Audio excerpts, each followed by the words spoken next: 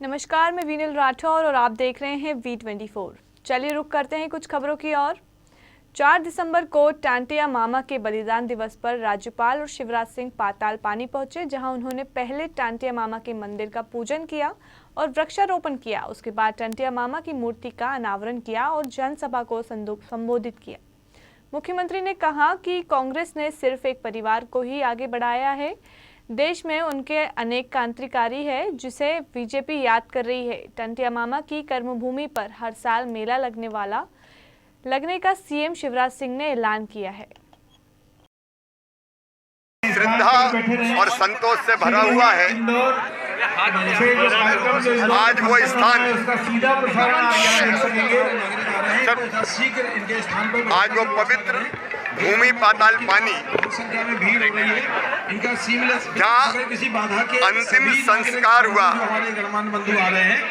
क्रांति सूर्य जननायक टंटिया भील का, उनकी बलिदान स्थली पर टंटिया भील जी की प्रतिमा का अनावरण हुआ है। वो मंदिर पुलिस अधिकारी ड्यूटी पर हैं, जहाँ कभी टंटिया मामा देवी जी की उपासना करते थे। भाभी हमने पूजा की है। ये पूरा जो स्थल है इसको स्मारक स्थल घोषित करके इसका संपूर्ण विकास किया जाएगा और हर साल 4 दिसंबर को यहाँ मेला लगेगा। शहीदों की चिताओं पर लगेंगे हर बरस मेले उसी के अनुसार, और उनके बलिदान की गाथा न केवल यहाँ की बल्कि पूरे प्रदेश और देश की जनता गाएगी और उनसे प्रेरणा प्राप्त करेगी। नगर पंचायत नरहरपुर के सभी 15 वार्डों में हो रहे पार्षद चुनाव के नामांकन के अंतिम दिन तक कुल 44 उम्मीदवारों ने अपने पर्चे दाखिल किए, जहां इसमें भाजपा और कांग्रेस के सभी वार्डों के 15-15 प्रत्याशी के अलावा गोंडवाना गणतंत्र पार्टी के 7, निर्दलीय 2 और भाजपा कांग्रेस के 6 बागी उम्मीदवार हैं। बागियों की सूची में भाजपा के ज्यादा उम्मीदवार हैं, जिनके चुनाव लड़ने से भाजपा का मिशन नरहरपुर फतेह का समीकरण बिगड़ सकता है। वहीं नगर पंचायत नरहरपुर में पूर्व उपाध्यक्ष घनाराम साहू ने भाजपा से बागी होकर वार्ड क्रमांक 9 निर्दलीय पार्षद पद के लिए नामांकन दाखिल किया है। मैं 2 साल का विजेता प्रत्याशी था। भारतीय जनता पार्टी मेरा कोई महत्व नहीं समझा, मेरा टिकट काट दिया गया। भाई मैं बाप तो अलग बेटा अलग है, उससे क्या बाप बेटा का संबंध तो घर में रहता है अलग बात है, वो तो अलग है। मैं निर्दलीय फार्म डाला हूँ वार्ड क्रमांक 9 से, और वार्ड क्रमांक 9 से मैं चुनाव जीत रहा हूँ। इसमें कोई दो मत नहीं कि मैं जहाँ जीतता है वहीं फार्म भरता हूँ। जी मैं पूरा 15 प्रत्याशियों के बी फार्म आज जमा कर दी हूँ। जी सारे लोगों का नामांकन वगैरह हो गया, आज बी फार्म जमा करने के लिए आई, जमा भी हो गया। किन मुद्दों को लेकर आपको कि अभी तक आप सत्ता पे काबिज नहीं हो पाई हैं, तो क्या रणनीति रहेगी और कितना जीत भरोसा है अपने प्रत्याशियों का?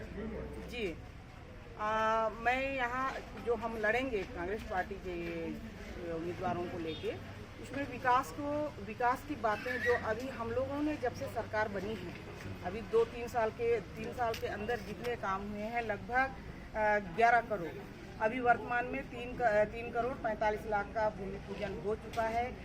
जैसे ही यहाँ अभी चुनाव के बाद हमारे जो काम है, जो विकास कार्य है, जो निर्माण होना चाहिए वो हो जाएगा। और हम विकास की बातों को जो 15 साल नहीं हुआ, जो 3 साल में विकास जो वार्डों में हुई है, उस बात को लेके हम लोग वार्डों में जाके चुनाव लड़ेंगे। चुनाव को लेकर अभी घमासान मचा हुआ है। छत्तीसगढ़ में अलग अलग जो है नगरीय निकाय में चुनाव हो रहा है। इसी सिलसिले में छत्तीसगढ़ के कांकेर जिला के नरहरपुर नगर पंचायत का चुनाव अभी हाल ही में होना है, जिसे लेकर हम बात करते हैं। आज कांकेर विधानसभा के विधायक संसदीय सचिव शिशुपाल सूरी जी से, जो नगर के चुनाव की तैयारी कर रहे हैं, क्या तैयारी है, हम महोदय जी से जानना चाहते हैं। जी क्या तैयारी चल रहा है अभी नगरीय? हमारे कांकेर जिले में सिर्फ एक ही नगरीय निकाय है जहां चुनाव होने हैं, वो है नरहरपुर। नरहरपुर नगर पंचायत है और ग्रामीण स्वरूप है, और इस 3 साल के कार्यकाल में हमारी सरकार ने वहाँ इतने सारे काम किए हैं। लगभग 10 करोड़ के काम सेंक्शन हुए हैं, 7 करोड़ के काम चल रहे हैं, 3 करोड़ के काम की आज भूमि पूजन है। तो एक स्वरूप जो नरहरपुर का था, एक वो बदलने वाला है। ये एक हमारा एक विकास हमारा मुद्दा है और चुनाव में हम जब भी जाते हैं तो हमारा मुद्दा ही विकास रहता है। हम कोई सांप्रदायिक बात या कोई ऐसी बात नहीं करते जिससे समाज में वैमनस्यता फैले, समाज के लोग एक दूसरे को आशंका की दृष्टि से देखें। तो हमारी तैयारी पूरा उसी में है। दूसरा, हमारे जो ग्रामीण वहाँ के जो हर वार्ड से जो हमारे सदस्य हैं, हर बूथ लेवल पे हमारे लोग काम कर रहे हैं। बूथ लेवल कमेटी का गठन हो गया है, पर्यवेक्षकों की नियुक्ति हो गया है। तो हम सब लोग बड़े सीरियसली इसको ले रहे हैं। हालांकि एक प्रतीकात्मक है, नगरी छोटा सा पंचायत है जिसमें मुश्किल से 4-4.5 हज़ार का मतदाता हैं, पर किंतु हमारे लिए हर चुनाव को हम गंभीरता से लेते हैं और हर चुनाव को हम एक कसौटी पे खड़े उतरने का प्रयास करते हैं। तो हम पूरा गंभीर प्रयास इस दिशा में कर रहे हैं और मुझे उम्मीद है कि नरहरपुर के जनता का अपार स्नेह हमें मिलेगा। और जिस हिसाब से उन्होंने देखा 15 साल के कुशासन में कोई काम नहीं हुआ सिवाय भाषणबाजी के, तो अब वो मौके पे देख रहे हैं और तुलना कर रहे हैं कि 15 सालों में हमने क्या खोया और 3 सालों में हमने क्या पाया। तो हमारा जो जीत का मूल मंत्र रहेगा विकास। जी, आप बताएंगे, जैसा कि आपने बताया वहाँ पे 3 करोड़ और वहाँ पे करोड़ों का जो विकास कार्य हुआ है, कहीं ना कहीं इसी मुद्दे को लेकर आप वहाँ पे चुनाव लड़ेंगे, जनता के पास जाएंगे? बिल्कुल, हमारा जैसे पहले ही कहा, विकास ही हमारा एक मुद्दा है और ये मुद्दा इतना सशक्त है कि अब नगर पंचायत के लोग समझ गए हैं कि कौन व्यक्ति है, कौन सरकार है जो उनके कंधे से कंधे मिलाकर इस विकास में उनका सहयोग कर रहा है। आज हर वार्ड की हम सुध ले रहे हैं। नालियाँ है, सफाई है, हमारे लाइट है, रोड का चौड़ीकरण जो हलवा से नाके तक था, वहाँ अपना थाने तक, उस रोड को हम डबल रोड करके बीच में डिवाइडर और लाइट लगाने का काम कर रहे हैं। बड़े बड़े हेलोजन लाइट लग रहे हैं जो हर चौक चौराहे पे होंगे। बाज़ार को सुव्यवस्थित करने के लिए बढ़िया मार्केट हम बना रहे हैं बाज़ार स्थल पे, और इस तरह का, और कोई भी इससे व्यापारी प्रभावित नहीं होगा। सबकी व्यवस्थापन की व्यवस्था की जाएगी और सबके सहयोग से होगा। और अभी मैं बधाई देना चाहूँगा नरहरपुर के जनता को कि जब हम अतिक्रमण हटा रहे थे, जब हमारा सड़क चौड़ीकरण की बात आई, तो उन्होंने स्वेच्छा से अपने जो अतिक्रमण थोड़ा बहुत था वो सबको हटाया। तो इससे लगता है कि वो विकास के प्रति कितने उत्सुक हैं और ये उत्सुकता, उनके जो उत्साह को देखते हुए हमें लगता है कि उनका अपार स्नेह हमें प्राप्त होगा। जी, निश्चित तौर पे अभी संसदीय सचिव जी ने नरहरपुर नगर पंचायत चुनाव की जीत की जो है ये वो किए हैं। अब देखने वाली बात ये है कि जैसा चुनाव आता है, चुनाव की गणना के बाद वहाँ की रिजल्ट क्या आता है कि निश्चित तौर पे ही शासन की जो कांग्रेस शासन की जो कार्यकाल में जो भी काम हुआ है उससे क्या है, जनता प्रभावित होती है या कैसे क्या करती है, वो वक्त ही बताएगा। इस वक्त कैमरा पर्सन के साथ श्रवण कुमार बेसरा, साधना न्यूज़, कांकेर। भोपाल में चिकित्सा शिक्षा मंत्री विश्वास सारण ने कहा कि प्रदेश में अभी तक ओमिक्रॉन नहीं पाया गया है। बीजेपी सरकार हर चुनौतीपूर्ण स्थिति से निपटने के लिए पूरी तरह तैयार है। कोरोना के नए वेरिएंट को लेकर स्वास्थ्य विभाग सतर्क हो गया है। स्वास्थ्य महकमा अभी से 50 व्यक्तियों की कॉन्ट्रैक्ट ट्रैकिंग कर रहा है, जिससे संक्रमण को समय पर ही चिन्हित किया जा सके। कोरोना टीकाकरण को लेकर सरकार पूरी तरह गंभीर है। सरकार की कोशिश है कि 25 दिसंबर तक सभी लोगों को वैक्सीन का डोज लगा दिया जाए। कोविड संक्रमण को देखते हुए सरकार ने 50% उपस्थिति के साथ स्कूल खोलने का निर्णय लिया है। देखिए, मध्य प्रदेश में किसी भी तरह का ओमिक्रॉन वेरिएंट का मरीज नहीं मिला है। कहीं भी स्थिति खराब स्थिति में नहीं है और किसी भी तरह का नया वेरिएंट मध्य प्रदेश में नहीं पाया गया है। हमारी सरकार हर स्थिति पर नजर रखी हुई है। हमारी टेस्टिंग लगातार बढ़ती जा रही है। कॉन्टैक्ट ट्रेसिंग हम 50 लोगों की कर रहे हैं। वैक्सीनेशन हमारा बहुत तेजी से चल रहा है और जैसा माननीय मुख्यमंत्री जी ने निर्देश दिया है कि 25 दिसंबर तक हम हमारे टारगेट सेगमेंट को दोनों डोज लगवा देंगे। स्थिति पूरी तरह नियंत्रण में। रतलाम में 3 दिवसीय 39वीं राज्य स्तरीय योगा चैंपियनशिप बिरिया खेड़ी में आयोजित हुई। कार्यक्रम के मुख्य अतिथि के तौर पर सांसद गुमान सिंह डामोर, विधायक मनोज चावला, मध्य प्रदेश अध्यक्ष हरिनारायण यादव शामिल हुए। पूर्व निगम अध्यक्ष अशोक पोरवाल, मध्य प्रदेश फुटबॉल संघ कार्यकारी अध्यक्ष आशीष डैनियल, समाजसेवी जयेश झालानी भी कार्यक्रम में मौजूद रहे। जिलाध्यक्ष विजय सिंह चौहान और आयोजन समिति सचिव दीपेंद्र सिंह ठाकुर ने प्रतियोगिता में आए लोगों का स्वागत किया। कार्यक्रम को संबोधित करते हुए सांसद दामोदर ने कहा कि योगी से हमारी बुद्धि और शरीर स्वस्थ रहती है योग से, इसीलिए हमें नियमित रूप से योग करना चाहिए। चंचल मन को योग नियंत्रित करता है। वहीं प्रदेश अध्यक्ष हरिनारायण यादव ने कहा कि पहले योग के प्रति लोगों को बहुत कम जानकारी थी। प्रधानमंत्री नरेंद्र मोदी के आने के बाद में देश में योग और स्वच्छता के प्रति जागृति आई है। आदरणीय भाई साहब ने जो हम पे विश्वास करके हमें आयोजन करने का मौका दिया, मैं आपको विश्वास दिलाता हूं कि यहाँ आए हुए खिलाड़ियों का पूरा ध्यान रखा जाएगा। खिलाड़ियों से मेरा अनुरोध है कि अपने खेल का प्रदर्शन करें, का प्रतिवेदन प्रस्तुत करें। आदरणीय दीपेंद्र सिंह ठाकुर। फाइल करप्ट हो जाती है, जैसे आपका मोबाइल हैंग हो गया, आपका लैपटॉप हैंग हो गया, कंप्यूटर हैंग हो गया, और हम एक उसको प्रोग्राम डाल के उसको हम ठीक करते हैं तो वो फिर से अच्छा काम करने लगता है। इसी प्रकार से योगा जो है हमारे बुद्धि को तेज करने का, हमारे शरीर को मजबूत करने का एक प्योर साइंस है। देवास जिले में नेमावर में शनिचरी अमावस्या पर सैकड़ों श्रद्धालुओं ने मां नर्मदा नदी में आस्था की डुबकी लगाई। श्रद्धालुओं ने सिद्धेश्वर महादेव के दर्शन और जल अभिषेक कर सुख समृद्धि की कामना की। शनिचरी अमावस्या पर पवित्र नदी में स्नान का विशेष फलदायी महत्व बताया गया है। इस दिन स्नान पूजा अर्चना करने पर वर्ष भर शनिदेव की कृपा बनी रहती है। अमावस्या महापर्व को देखते हुए पुलिसकर्मियों और गोताखोरों को घाट पर तैनात किया गया है। किसी भी पवित्र तीर्थ में जाकर स्नान करने का, दान करने का बड़ा ही विशेष महत्व होता है। आप देख सकते हैं कि दूर दराज से हजारों की तादाद में श्रद्धालु यहाँ मां नर्मदा के जल में स्नान करके, अल सुबह से ही भगवती नर्मदा के जल में स्नान करके मां नर्मदा के पावन जल से, पवित्र जल से भगवान सिद्धनाथ का अभिषेक कर रहे हैं। और शनिवार को अमावस्या का पर्व होने से, विशेष शनिश्चरी अमावस्या होने से इस पर्व का, इस दिन का महत्व और भी कहीं ज़्यादा बढ़ जाता है। प्रशासन की बहुत सुरक्षा व्यवस्था बहुत मजबूत है।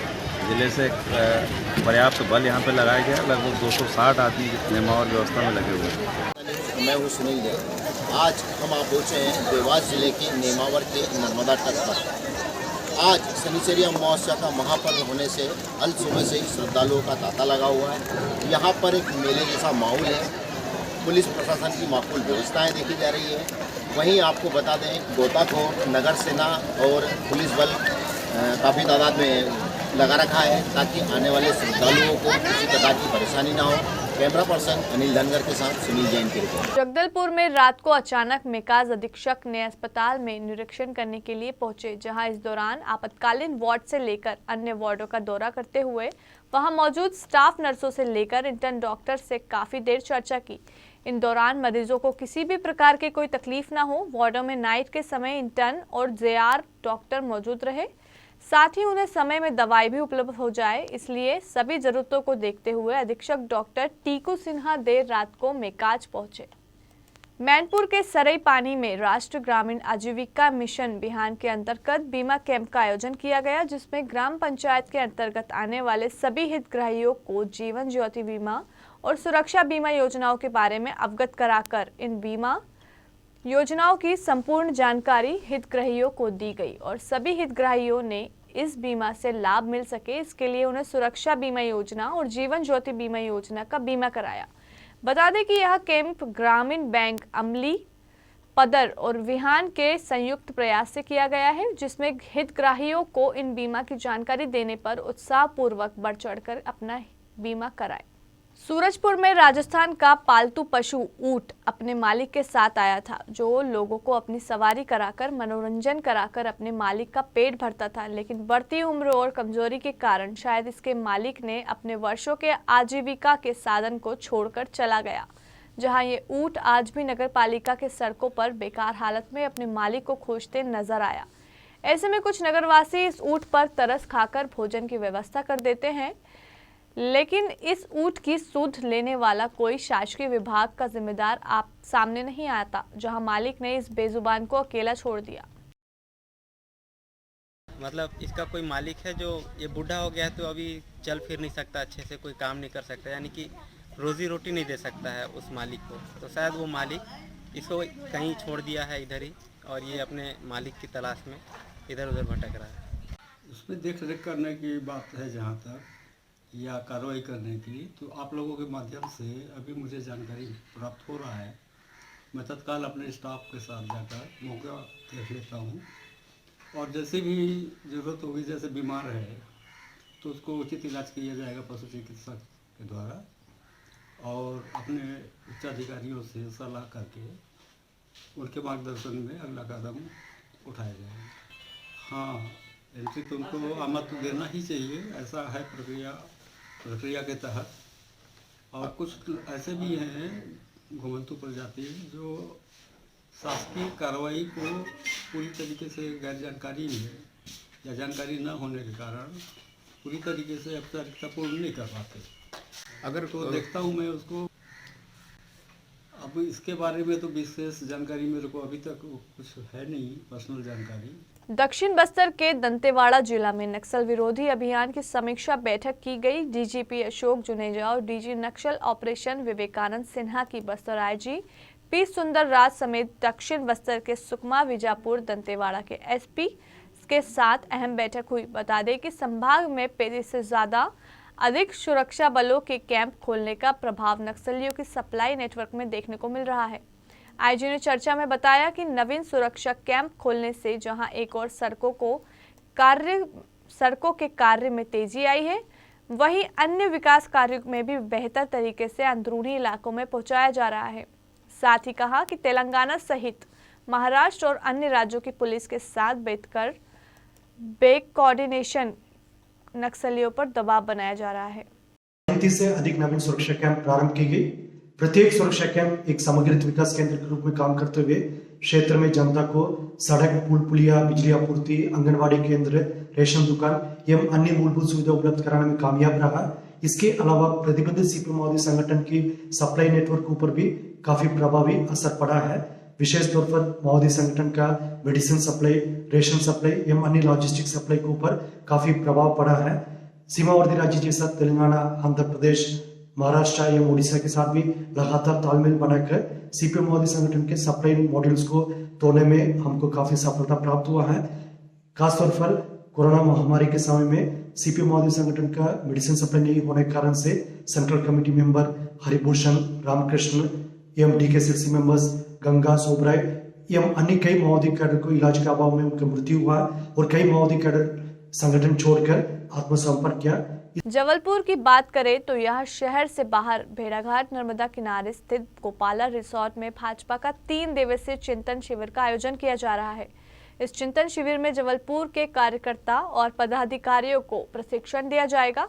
प्रशिक्षण शिविर के माध्यम से कार्यकर्ताओं और पदाधिकारियों को यह बताने की कोशिश की जाएगी कि जब वहां पब्लिक में जाए या मीडिया से संवाद करे तो अपनी बात किस तरह से रखें। भाजपा के इस चिंतन शिविर में संगठन महामंत्री सुभाष भगत भी शामिल हुए, जिन्होंने कार्यकर्ता और अधिकारियों को संबोधित किया। भारतीय जनता पार्टी का प्रशिक्षण वर्ग भाजपा विचारधारा पर चलने वाला राजनीतिक दल है, राष्ट्रवादी राजनीतिक दल है। इस पे प्रशिक्षण की सतत प्रक्रिया विभिन्न स्तरों पर चलती रहती है। मंडल स्तर पर, वार्ड स्तर पर, जिला स्तर पर, प्रदेश स्तर पर और राष्ट्रीय स्तर पर जिलाध्यक्षों का, विधायकों का, विभिन्न वर्गों के विभिन्न लोगों का प्रशिक्षण वर्ग विचारधारा को लेकर चलता रहता है। और आज 2 कार्यक्रम थे। आज जिला कार्य समिति की बैठक भी थी और अब प्रशिक्षण वर्ग प्रारंभ होने जा रहा है।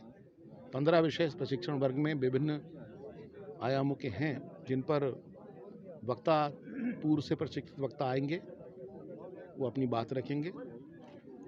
वैचारिक पृष्ठभूमि मजबूत हो, वैचारिक पुष्टता बढ़े, भारतीय जनता पार्टी के कार्यकर्ता क्या करना और क्या नहीं करना इसका शिक्षण लेता रहे। कितना बोलना है, कितना नहीं बोलना है, मीडिया के सामने कैसे बोलना है, मीडिया का और बाकी लोगों के सामने क्या बात करनी है, ताकि कुछ लोग बात का बतंगड़ नहीं, मतलब बोलने का संयम, वाणी का संयम, कर्म का संयम, विषयों की जानकारी, वैसे इन सब चीजों के बारे में प्रशिक्षण सतत। बलरामपुर जिले के ग्राम पंचायत बगरा से छतवा विधायक बृहस्पति सिंह पहुंचे और सड़क का भूमि पूजन किया। यह सड़क निर्माण वन और जलवायु परिवर्तन विभाग के द्वारा किया जाएगा। इस सड़क की मांग कई वर्षों से थी, लेकिन पूर्व की सरकार ने इस पर ध्यान नहीं दिया, जिससे यहाँ के रहवासियों को परेशानी का सामना करना पड़ता था। वहीं छत्तीसगढ़ शासन ने जनपद पंचायत और ब्लॉक स्तरीय कार्यालय खोलने के निर्देश रामचंद्रपुर में दिए, जिससे बगरा से लगे ग्राम पंचायत के ग्रामीणों को प्रशासनिक कार्य के लिए सहूलियत होगी। इस कार्यक्रम के दौरान स्कूली छात्र छात्राओं ने स्वागत गीत एवं अन्य मनमोहक नृत्य से भी सभी अतिथियों का मन मोह लिया।